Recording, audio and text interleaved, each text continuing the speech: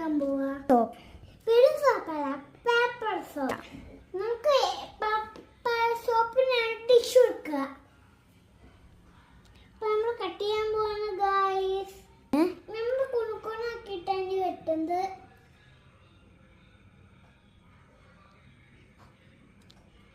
വെട്ടട്ടെ.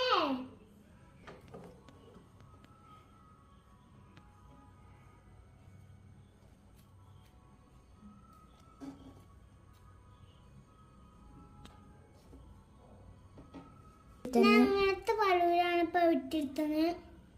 നമുക്കൊന്ന് കാണാട്ടോ.